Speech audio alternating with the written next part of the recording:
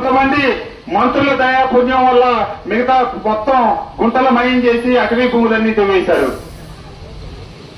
మీకు తెలుసు పొరుగు జిల్లా ఎంపీ ఇక్కడ ఏం చేశారో ఆయన అనుచరణ పెట్టుకొని ఎంత మట్టి తవ్వుకెళ్లారు. అంతేకాకుండా ఇన్ని చేసింది చాలక ఇప్పుడు కొత్తగా ల్యాండ్ టైటిలింగ్ యాక్ట్ అని చెప్పి కొత్త ఒక చట్టాన్ని తీసుకొచ్చారు. మీ అందరికీ ఆ చట్టం గురించి కనుక పూర్తిగా అవగాహన వచ్చిందంటే ఇక మీరు మూర్చిపోవాల్సిందే. తాతలు తండ్రులు ముత్తాతల నుంచి మీకున్న ఆస్తులు మీతో వివాదాలు ఉన్న వాళ్ళు కనుక ఎవరన్నా ఒక అధికారిని నియమిస్తాడంట జగన్మోహన్ రెడ్డి గారు. అధికారి దగ్గరికి ఎవరైనా వెళ్లి ఈ భూమి ఫలాని రామకృష్ణది కాదు నాది అని కనుక పెట్టుకుంటే ఆ అధికారి ఆ కార్యాలయంలో బోర్డుకి వాళ్ళు పేరు ప్రకటిస్తాడంట. ఈ భూమి ఫలాని రామారావు కావాలని అడుగుతా ఉన్నాడు, నేను ఆ భూమిని రామారావు పేరు మీద లేక ఇంటిని రామారావు పేరు మీద బదలాయిస్తానని చెప్పి 20 రోజుల లోపల కనుక ఆ బోర్డుని వెళ్లి రామకృష్ణ చూసుకోకపోతే ఈ ఆస్తి రామకృష్ణ పేరు మీద మారిపోద్ది. ఇల్లు కావచ్చు, భూములు కావచ్చు. మారిపోతే అదేంటి నేనెక్కడో అమెరికా పోయాను, లేకపోతే ఊరికి పోయాను, లేకపోతే ఊరి నుంచి వచ్చేటప్పటికి లేకపోతే నా కార్యాలయానికి పోయి చూసుకోలేదు, చూసుకోకపోతే అంత మాత్రం చేత నా తాతల తండ్రుల ఆస్తి వాడేవాడి పేరు మీద మారిపోయిందని అడిగితే సమాధానం చెప్పాలంట. కోర్టులకు వెళ్లటానికి వీలు లేదంట.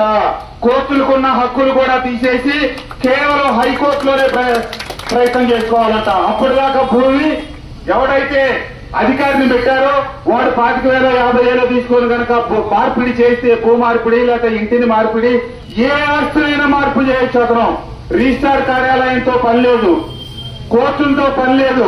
జగన్మోహన్ రెడ్డి గారు నియమించే అధికారి చెప్పిందే వేదవాక్కు. తర్వాత మనం కాళ్ళరిగేలాగా హైకోర్టు చుట్టూ తిరగాలి. ఈ రోజున ఆంధ్రప్రదేశ్ రాష్ట్రం మొత్తం అల్లకల్లోలం అలజడిగా ఉంది. ఈ కొత్త ల్యాండ్ టైటిలింగ్ మన ఆస్తులు మొత్తం తాకట్టు పెట్టడానికి సిద్ధంగా ఉన్నాడనే విషయాన్ని మీరందరూ గమనించి 2014లో పవన్ కళ్యాణ్ గారి నాయకత్వంలో చంద్రబాబు నాయుడు గారు నరేంద్ర మోడీ గారి నాయకత్వంలో చంద్రబాబు నాయుడు గారి ప్రభుత్వం వస్తే మనకేం జరిగింది అని మీరు ఒక్కసారి ఆలోచించండి. మన పొరుగునే అమరావతి వచ్చింది, రాజధాని వచ్చింది. భారతదేశం మొత్తం రాజధాని పక్కన 50-60 కిలోమీటర్లు ఉన్న ప్రతి ఆస్తి విలువ పెరిగింది, ప్రతి కుటుంబానికి ఉపాధి దొరికింది, ప్రతి బిడ్డ చేసుకునే వాళ్ళందరికీ ఉద్యోగ అవకాశాలు దొరికినాయి. దాన్ని మన నుంచి దూరం చేశాడు. చింతలపూడి ఎత్తిపోతల పథకం 5 మాసాల్లో పూర్తి కావాల్సిన దాన్ని 5 ఏళ్లైనా 5% కూడా చేయకుండా ఆపేశాడు. మన గ్రామంలో ఉన్నటువంటి మట్టి సహజ వనరులు 100 సంవత్సరాల నుంచి కదలనవన్నీ ఈ రోజు మొత్తం దోచేశారు.